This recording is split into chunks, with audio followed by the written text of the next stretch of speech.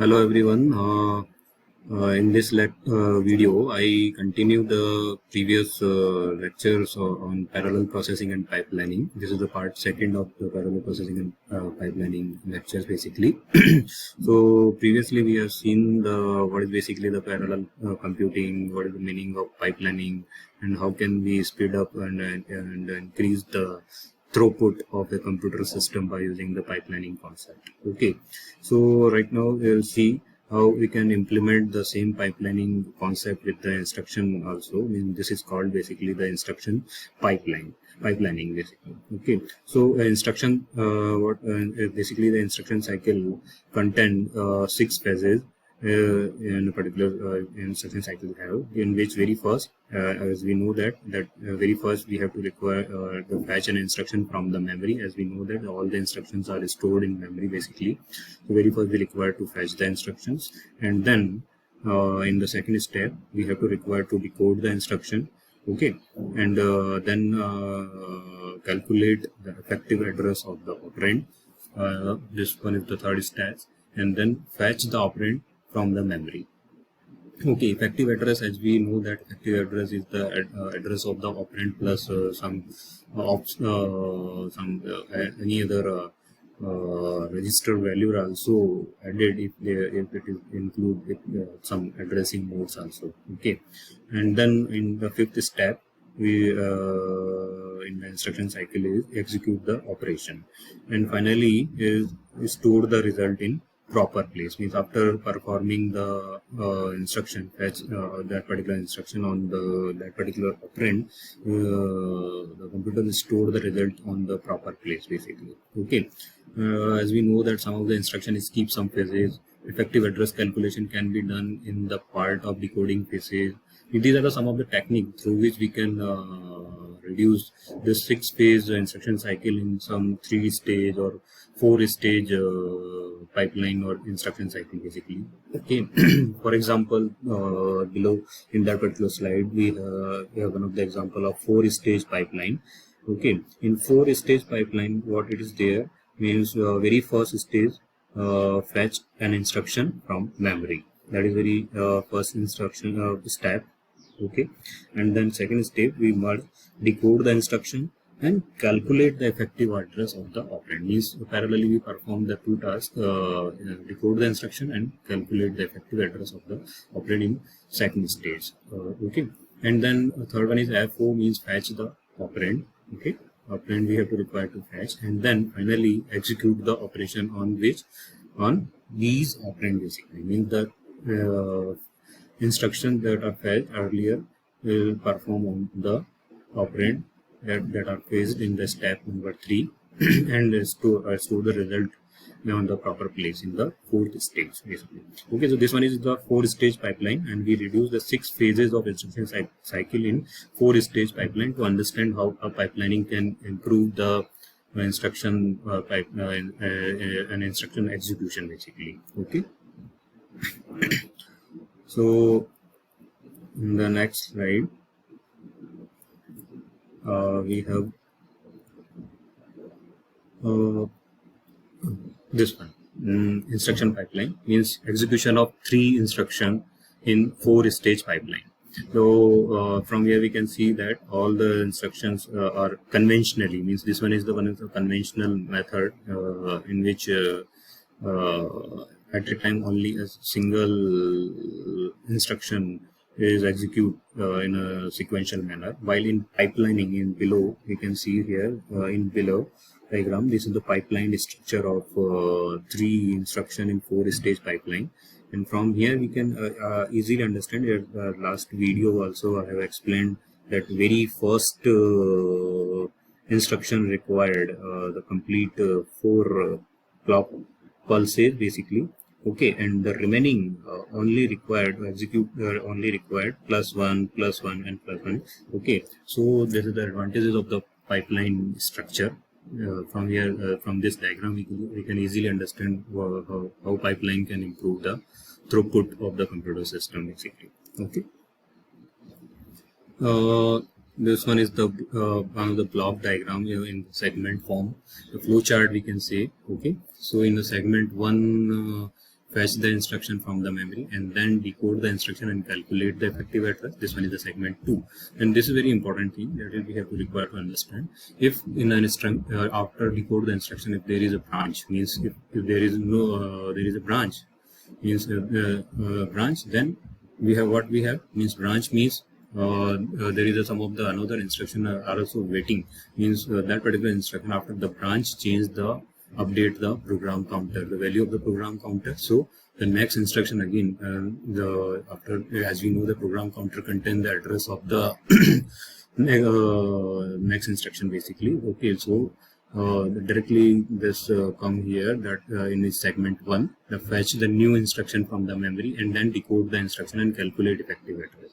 If again we there is a some check for the branch, if there is no branch, then what we will perform, we fetch operand from the memory, okay, and execute the instruction, okay, execute that particular instruction basically. Okay, means if there is a branch, then this branch change the content of the program counter. And finally, after execution the instruction, if interrupt is there, means if interrupt is there, then interrupt handler is remain with the computer system, okay. And if interrupt is not there, okay, then directly if there is no interrupt, then again we will start the cycle from fetch the instruction from the memory and then decode and fetch operand and execute the instruction. And this one is a state type diagram. As earlier we have seen, performance of a pipeline system is represented by using the state type diagram basically. From here you can see the instruction 1, instruction 2 and instruction 3. Here it is showing branch. If branch is here, means the next instruction will wait after completion of the whole instruction, completion of the whole instruction completion basically. After that, new instruction will start. The new instruction fetch from memory will be start, and again the pipelining will occur. Okay, so this is the basic concept through which we can easily understand 4-stage pipeline.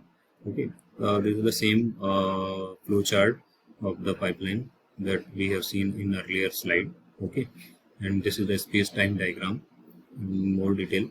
You can easily understand from here that we have discussed in the previous slide also. These are some of the hazards.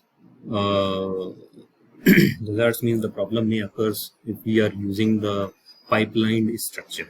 Okay, so structural hazards, data hazards, and control hazards. Before discussing the structural hazards, we should have to understand what is basically the data hazards and control hazards. Data hazards means, as the name implies, this type of hazards occurs due to data dependency conflict. Okay, data dependency conflict means if some of the instructions have a dependency on the result of previous instruction, then this type of data hazards occur. Okay, and we can easily understand this type of data hazards from here. For example, instruction 1 required to store the content or add b plus c and store the result in register R1, and instruction 2 that perform increment in the R1 and then store the result again in the R1. And from in the pipelining structure, if we see here, then very first fetch the instruction add, then decode the instruction, okay, on the same stage and on the same clock pulse.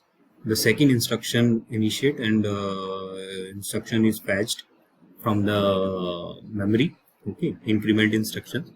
And in the third stage of the first instruction, B and C means fetch the operand, B and C are fetched, and on the same stage and the same clock cycle, the another instruction will decode the instruction. And after that, means finally what will happen in on that particular stage, the instruction 1 perform addition, but third one means fetch the operand, means fetch the operand for the second instruction is what? R1, the value of the R1, but it is not available here because it will come after performing this addition. It's not available right now. So this bubble, this one is the bubble. This is called technical term basically, means this bubble occur, and this is only due to the means the pipeline may failed here. So this is the data dependency here. So this one is the data hazards. Okay, we can say this one is the data hazards. Another one is control hazards, that is occurred due to the branch difficulties. It means the delay occur due to the branch. Means a branch is there and that may sometime may cause the delay in the instructions. Okay, for example, control hazards. From here we can see that suppose this one is the one of the instruction, this one the program counter, and in the same instruction, if there is a branch, and then definitely it will change the uh, content of the program counter. Okay, then if change the content of the program counter, then definitely this instruction will wait. Means this bubble is here. Means due to the branch, this bubble occurs, and due to the branch, the first instruction like may put in some idle state or may execute after some time. So delay occurs here. This is called control hazards. Okay, and another one is structural hazards. This structural hazards occur due to the resource conflict. Okay, resource conflict we can easily understand from here that means occur when some resource has not been duplicated enough to allow all combination of instructions in pipeline to execute. For example, suppose we have one memory port. Okay, and this memory port is used for data and instruction fetch. Okay. So both both data and instruction use the same memory port for fetch the data and instruction. Okay,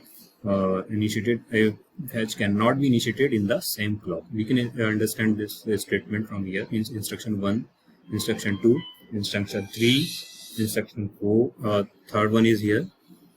Okay, fetch the instruction, decode the instruction, fetch operand, execute. And second instruction is fetch the instruction, decode.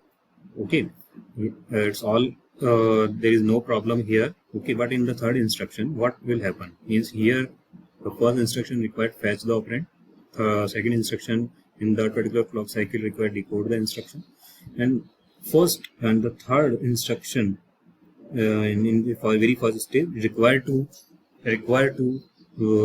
fetch the instruction basically. So it is not possible because instruction 1 is fetching the data here.